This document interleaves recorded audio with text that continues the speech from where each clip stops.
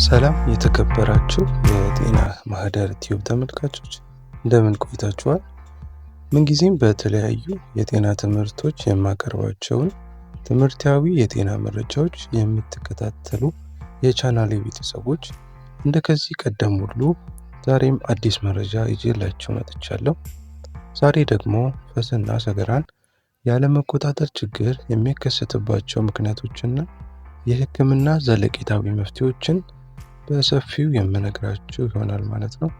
እንግዲህ ውድ ተመልካቾች ቻናሉ የሚለቃቸውን የጤና መረጃዎች ዳግም ለማግኘት ከፈለጋችሁ ሰብስክራይብ እና ላይክ ምልክቷን አንድ ጊዜ ነካ ማድረጋችሁ እንዲሁም ኮሜንት መጻፋችሁ እንዳትዘነጉ ላለው እስከ ፍጻሜያችን ልቀቁት። ፈስን አለመቆጣጠር በህክምና ደረጃ አንድ ሰው ከፊንጢጣ የሚወጣውን ጋዝ መቆጣጠር የማይችልበት የጤና ሁኔታ ነው። ይህ ሁኔታ ብዙውን ጊዜ ከፊንጢጣ አለመቆጣጠር ጋር አብሮ ይከሰታል። ይህም የሰገራ ፈሳሽ በአጋጣሚ መውጣትና ጋዝንም ሆነ ሰገራን ከፊንጢጣ በአግባቡ መቆጣጠር አለመቻልን የሚያካትት ሁኔታ ነው። የፍላታስ አለመቆጣጠር ችግር ያለባቸው ሰዎች ይህ ሁኔታ የሚያስጨንቅ ሆኖ ያገኙታል። ይህም የሀፍረት ስሜት መርበትበትና ከቤት ውጭ የሚደረጉ ማህበራዊ እንቅስቃሴዎች፣ ወሲባዊ ግንኙነትና ዝግጅቶች ላይ ለመሳተፍ አለመፈለግ ያጠቃልላል። በእነዚህ ምክንያቶች የተነሳ የፈስ አለመቆጣጠር በአብዛኞቹ ለግለሰብ ጤና አደገኛ ባይሆንም በሰዎች የዕለት ተዕለት የህይወት ጥረት ላይ ከፍተኛ ተጽዕኖ ሊያሳድር ይችላል። የአንጀት ጋዝ ወይም ፈስ ከምግብ መፍጫ ስርዓት ውስጥ በፊንጢጣ በኩል የሚወጣ አየር ማለት ነው። ይህ ጋዝ በአብዛኛው ናይትሮጅን፣ ኦክስጅን፣ ካርቦን ዳይ ኦክሳይድ፣ ሃይድሮጅን፣ ሜቴን ጋዞችን ያቀፈ ነው። ከአንጀት ጋዝ ጋር ተያይዞ የሚመጣው ደስ የማይል ሽታ ብዙውን ጊዜ የሚከሰተው በጨጓራና አንጀት ትራክ ውስጥ ባሉ ባክቴሪያዎች በሚመረተው አነስተኛ መጠን ያለው ድኝ ወይም ሰልፈር የያዙ ጋዞች ምክንያት ነው። ምንም እንኳን ብዙ ሰዎች የአንጀት ጋዝን የሚያሳፍር ነገር አድርገው ቢመለከቱት፣ በተለይ በሌሎች ፊት ድምፅ አውጥቶ ሲለቀቅ፣ ይህ ግን በተለመደ ምግብ መፍጨት ሂደት እና ጤናማ የምግብ መፍጫ ስርዓት ምልክት ነው። አብዛኞቹ አዋቂዎች በቀን 10 እስከ 24 ጊዜ ጋዝ ይለቃሉ። ነገር ግን የታመቀ ጋዝ ሳይለቀቅ በጨጓራ አንጀት ትራክ ውስጥ በተጠራቀመ በሆድ ውስጥ እንደ አንጀት ጋዝ በአጠቃላይ ለሰው ልጆች ጤና አደገኛ ባይሆንም በጣም ብዙ ወይም የሚያም ጋዝ አንዳንድ ጊዜ እንደ ላክቶስ ያለመቻል፣ የምግብ አለመቻቻል ባሉ አንዳንድ የምግብ መፍጫ ችግሮች ምልክት ሊሆን ይችላል። በሆድ መነፋት ወቅት የሚለቀቁ ጋዝ የሚፈጠረው በበርካታ ምክንያቶች ነው። ከእነዚህ የሚከተሉት ሊጠቀሱ ይችላሉ። የተዋጠ አየር ሲኖር፣ ሰዎች በሚመገቡበት ወይም በሚጠጡበት ጊዜ አነስተኛ መጠን ያለው አየር አብረው ከምግቡ ጋር ይወጣሉ። ይህም አየር በምግብ መፍጫ ስርዓት ውስጥ ሊከማች ይችላል። አብዛኛው ይህ አየር በአፍ በኩል በግዛት መልክ ይወጣል። በአንዳንድ ሁኔታዎች የተዋጠው አየር በምግብ መፍጫ ቱቦ ውስጥ በመጓዝ በሆድ መነፋት መልክ ሊለቀቅ ይችላል። የምግብ መፈጨት በምግብ በሆድ እና በአንጀት ውስጥ ሊፈርስ ጋዞች ይፈጠራሉ። አንዳንድ ምግቦች በተለይም በአንጀት ውስጥ በቀላሉ የማይፈጩ ከፍተኛ የካርቦሃይድሬት አይነቶች ያላቸው ብዙ ጋዝም የመፍጠር እድላቸው ከፍተኛ ስለሆነ ፈስን ሊፈጥሩ ይችላሉ። በባክቴሪያዎች የሚደረግ መፍላት ትልቁ የአንጀት ምግብን ለመፍጨት የሚረዱ የተለያዩ ባክቴሪያዎችን ይይዛል። ይህም የኮሎን ማይክሮባይታ ይባላል። እነዚህ ባክቴሪያዎች በትንንሹ አንጀት ውስጥ ሙሉ በሙሉ ያልተፈጩ የምግብ ቅንጣቶች ሲያፈርሱ ጋዝ ያመርታሉ ማለት ነው። ስለዚህ በእነዚህ ምክንያቶች የአንጀት ጋዝ ወይም ፈስ ይፈጠራል ማለት ነው።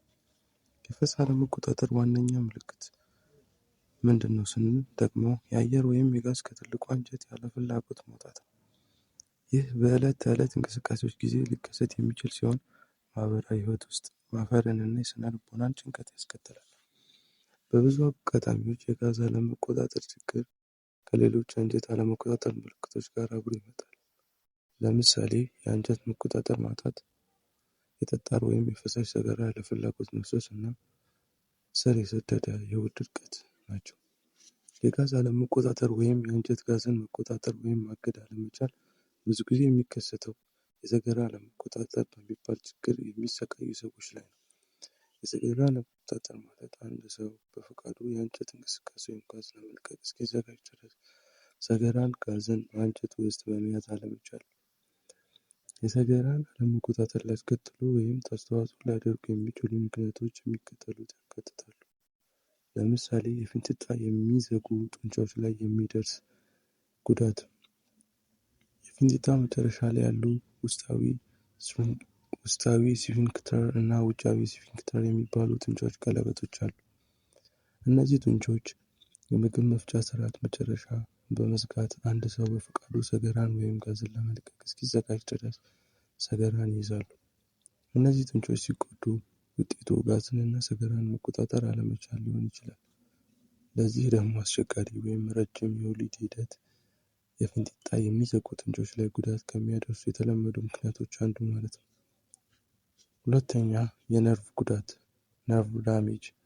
አንዳንድ ጊዜ ፊንጢጣና ፊንጢጣን የሚዘጉ ጡንቻዎች የሚቆጣጠሩ ነርቮች ሊጎዱ ይችላሉ። ይህም ውስጣዊውን ወይም ውጫዊውን ስፊንክተር ሙሉ በሙሉ መዝጋት ወደ አለመቻል ሊያመሩ ይችላሉ።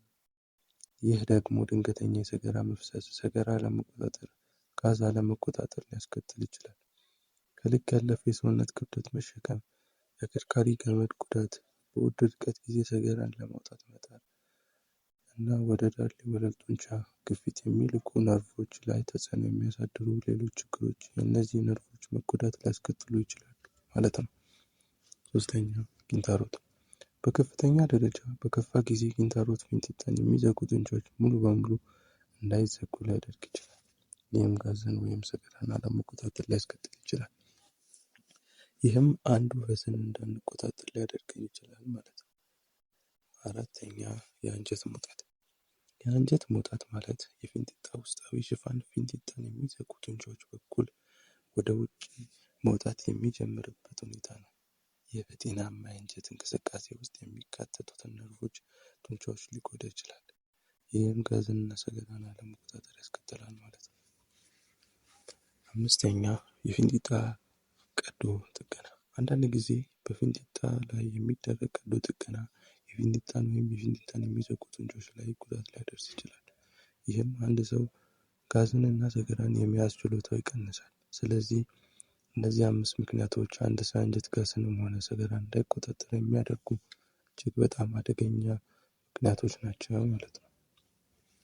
የሆድ መነፋት አለመቆጣጠር። የሆድ መነፋት አለመቆጣጠር ወይም ፈስን ያለመቆጣጠር ምልክቶች ይዟችሁ ዶክተር ዘንድ ከሄዳችሁ የጤና እንክብካቤ አቅራቢያችሁ ስለሚሰማችሁ ምልክቶች ጥያቄዎች ሊጠይቋችሁ ይችላል። ይህም ደግሞ የአካል ምርመራ ያደርጋሉ። ይህም የፊንጢጣ ምርመራን ሊያካትት ይችላል። ዶክተሮችም ለችግሩ መንስኤ ሊሆን ስለሚችል እንደ አንጀት መቆጣት በሽታ፣ ስር የሰደደ ሳል፣ የሆድ ድርቀት፣ ቀደም ሲል የፊንጢጣ ቀዶ ጥገና ታሪክ የመሳሰሉ ስላለባቸው ሌሎች ህመሞች ሊጠይቋችሁ ይችላል። በምርመራው ወቅት ዶክተሩ የፊንጢጣ መቆጣጠሪያ ጡንቻ ጥንካሬ ለመገምገም እና ጋዝ ካይነት እንደሚያመጥ ሊያደርግ የሚችሉ የነርቭ ጉዳት፣ እብጠት፣ ኪንታሮት እና ሌሎች ችግሮችን ለመፈለግ የተለያዩ ምርመራዎች ያደርጉላችኋል። በዚህም ምርመራ ውጤቱ ላይ በመመስረት የህክምና ባለሙያዎች የሆድ መነፋት አለመቆጣጠር ወይም የፊንጢጣ አለመቆጣጠር መንስኤ የሆኑትን ወይም አስተዋጽኦ የሚያደርጉት ሁኔታዎች የበለጠ ለመመርመር ወይም ለማስቀረት አንዳንድ ምርመራዎች ሊያዙ ይችላሉ። እነዚህ ምርመራዎች የፊንጢጣ ጡንቻዎችን እና የፊንጢጣ ቱቦን በዝርዝር ለማየት ይረዳሉ ማለት ነው። የጋዝ አለመቆጣጠር ለመመርመር የሚያገለግሉ መመርመሪያዎች የጋዝ አለመቆጣጠር እና የሰገራ አለመቆጣጠር ብዙ ጊዜ ተያያዥነት ያላቸው እና አብረው የሚከሰቱ በመሆናቸው ለመመርመር የተለያዩ ምርመራዎች ይካሄዳሉ። እነዚህ ምርመራዎች ለህክምና አማራጮች ለመጠቆም ይረዳሉ። የጋዝ አለመቆጣጠር ለመመርመር የሚያገለግሉ ምርመራዎች የሚከተሉት ሊያካትቱ ይችላሉ። ለምሳሌ የፊንጢጣ ማኖሜትሪ። ይህ ምርመራ በአንጀት እንቅስቃሴ ውስጥ የተሳተፉትን የጡንቻዎች እና የነርቮች ቅንጅት ይለካል። እንዲሁም በፊንጢጣ መዝጊያ ጡንቻ እና በፊንጢጣ ቦይ ጡንቻዎች የሚፈጠር ግፊት ይመዘግባል። የፊንጢጣ አልትራሳውንድ። ይህ ምርመራ የፊንጢጣን የሰገራ መውጫን እና የፊንጢጣ መዝጊያ ጡንቻዎችን ምስሎች ለመፍጠር የድምፅ ሞገዶችን በመጠቀም የችግሩን ሁኔታ የሚታይበት ነው ማለት ነው። የነርቭ ተግባር ምርመራዎች። ይህ ምርመራ የዳሌ ጡንቻዎችን የሚያደክም ወይም የፊንጢጣ መዝጊያ ጡንቻዎችን በአግባቡ እንዳይሰሩ የሚያግድ ማንኛውንም የነርቭ ጉዳት መኖሩን ይገመግማል ማለት ነው። ስለዚህ እነዚህን ምርመራዎች በማድረግ የህክምናውን ሂደት የሚያካሂድ ይሆናል ማለት ነው። የጋዝ አለመቆጣጠር ህክምና ወይም አያያዝ እንዴት ነው? የጋዝ አለመቆጣጠር ህክምና አማራጮች እንደ ሁኔታው ክብደትና ውሳኔ ይወስናል። ለዚህም ደግሞ አንዳንድ ህክምናዎች የአንጀት ልምምድ እና የዳሌ ወለል ልምምዶች ሊያካትቱ ይችላሉ። እነዚህም ደግሞ የዳሌ ወለል ጡንቻዎችን ለማጠናከር፣ የአንጀት ቁጥጥርን ለማሻሻል እና የአንጀት አለመቆጣጠር ምልክቶችን ለመቀነስ እንዲሁም የህመምተኞችን የህይወት ጥራት ለማሻሻል ይረዳሉ ማለት ነው።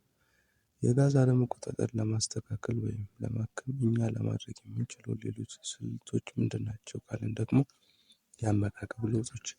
በአመጋገብ ላይ ለውጥ ማድረግ ብዙ ጊዜ የጋዝ አለመቆጣጠር ህክምና አካል ነው። ይህም ታማሚዎች ጋዝ የሚያስከትሉ ምግቦችን እና በጨጓራ አንጀት ትራክት ውስጥ የጋዝ መጠን ሊጨምሩ የሚችሉ ቅመም የበዛባቸው ምግቦችን እንድታስወግዱ ይረዳሉ። መድኃኒቶቹ የጤና ባለሙያዎች ለጋዝ አለመቆጣጠር አስተዋጽኦ የሚያደርጉ ሁኔታዎችን ለማከም የተወሰኑ መድኃኒቶችን ሊያዙ ይችላሉ። ለምሳሌ ስር የሰደደ ሳል ካለ መድኃኒት ሊያዙ ይችላሉ። ምክንያቱም ይህም የዳሌ ወለል ጡንቻዎችን እንዲዳከሙ ሊያደርግ ይችላል። እንዲሁም የሆድ ድርቀት ለመከላከል የሚረዱ እንደ የሰገራ ማለስለሻዎች እና ፋይበር ተጨማሪዎች አሉ። ያለ ሐኪም የሚገዙ መድኃኒቶች ሊመክሩ ይችላሉ። ነገር ግን ማንኛውም መድኃኒት ከመጀመራችሁ በፊት ሐኪሞች ለማማከር ይኖርባቸዋል። የአንጀት ልምምድ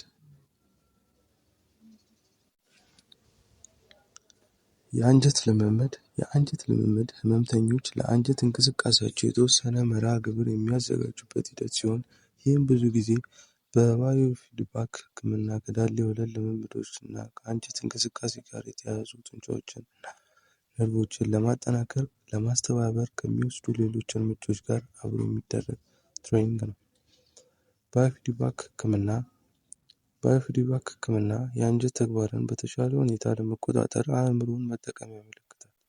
ቴክኒኮቹ የመተንፈስ ልምምዶች፣ በሙሉ አካል መዝናናት፣ በዳሌ ወለል ወይም በፊንጢጣ መዝጊያ ጡንቻዎች ላይ የጡንቻ ምላሽ እና ጥንካሬን ለማሻሻል የሚረዱ ልምምዶች ወዘተ ሊያካትቱ ይችላሉ። ሌላው የኪንታሮት ማስወገድ ቀዶ ጥገና። ኪንታሮት ፊንጢጣን ሙሉ በሙሉ የመዝጋት ችሎታን የሚያስተጓጉል ከሆነ ሊወገድ ይችላል። ይህ ሰርጀሪ ደግሞ ጋዝ እና ጠጣር ሰገራን የሚይዝ ችሎታን ሊመልስ ይችላል። ሰው ሰራሽ የፊንጢጣ መዝጊያ ጡንቻን ለመትከል የሚደረግ ቀዶ ጥገና በከባድ ሁኔታዎች፣ በነርቭ መጎዳት፣ በአከርካሪ፣ በአጥንት ጉዳት ወይም በሌሎች ችግሮች ምክንያት ታማሚው በፊንጢጣ ጡንቻዎች ላይ ቁጥጥር ከሌለው ሐኪሞች የፊንጢጣውን ጫፍ ለመዝጋትና ታማሚው ከአንጀት እንቅስቃሴ እስኪዘጋጅ ድረስ ሰገራን የመያዝ ችሎታን ለመመለስ ሰው ሰራሽ የፊንጢጣ መዝጊያ ጡንቻን ሊተክሉ ይችላሉ ማለት ነው። ስለዚህ በእነዚህ መንገዶች ሰዎች ፈስንም ሆነ ሰገራን ያለመቆጣጠር ችግራቸውን የሚያስከትሉበት የህክምና አማራጮች ናቸው ማለት ነው። እንግዲህ ውድ ተመልካቾች ፈስና ሰገራን ካለመቆጣጠር ችግር ጋር በተገናኘ መንስኤዎቹንና የሚደረገውን የህክምና ሂደቶች የሚያሳይ አጠር ያለ መሰረታዊ መረጃ እንዳጋራኋችሁ ተስፋ አደርጋለሁ። እንግዲህ እናንተም ደግሞ ከዚህ ቪዲዮ ጥሩ ትምህርት እንደወሰዳችሁ አምናለሁ። በተማራችሁበት እንዲሁም ቁም ነገር ካገኛችሁበት በቅንነት ለወዳጃችሁ ሼር አድርጉ። በተጨማሪም ሌሎች ጠቃሚ የሆኑ የጤና መረጃዎች እንዲደርሷችሁ ሰብስክራይብ እና ላይክ እንዲሁም የምትፈልጉት የጤና ጉዳይ እንዲሰራላችሁ ኮመንት ማድረጋችሁን እንዳትረሱ እላለሁ። ቀጣይ ደግሞ በሌላ የጤና ርዕስ ጉዳይ እስክንገናኝ መልካም ጊዜ ይሁንላችሁ።